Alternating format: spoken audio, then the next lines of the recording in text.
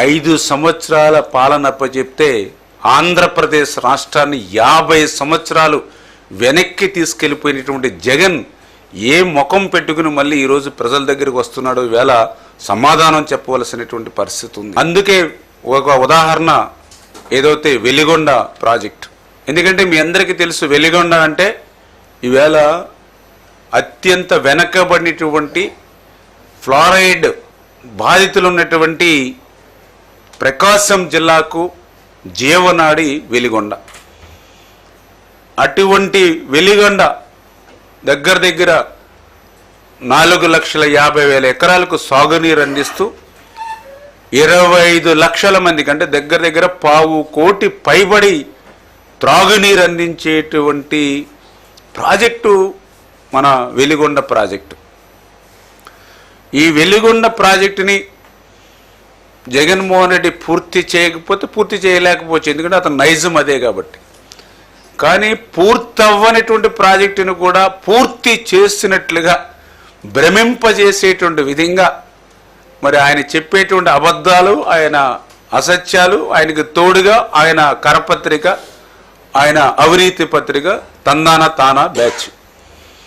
ఎందుకు ఈ మాట చెప్తూ ఉన్నానంటే ఆ వెలిగొండ ఆ రోజు చంద్రబాబు నాయుడు గారు 1996 ఆయనే భూమి పూజ చేసి ప్రారంభించారు.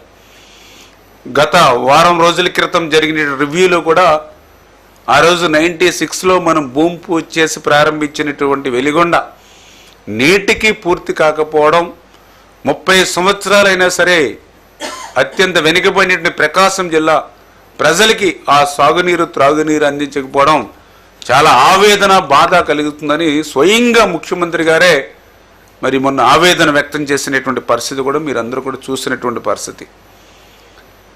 ఎంత విచిత్రం అంటే, ఎందుకంటే మేము కూడా చదువుకున్నటువంటి వ్యక్తులుగా చూస్తూ ఉంటాం. అంటే ప్రపంచంలో 7 వింతలు ఉంటాయి, కానీ జగన్మోహన్ రెడ్డి ఒక 8వ వింతగా మారాడు ఇవాళ అబద్ధాలు అసత్యాలు చెప్పడంలో. ఆ వెలిగొండ ప్రాజెక్టుకి ఇంకా 4,000 కోట్లు ఖర్చు పెట్టాలి.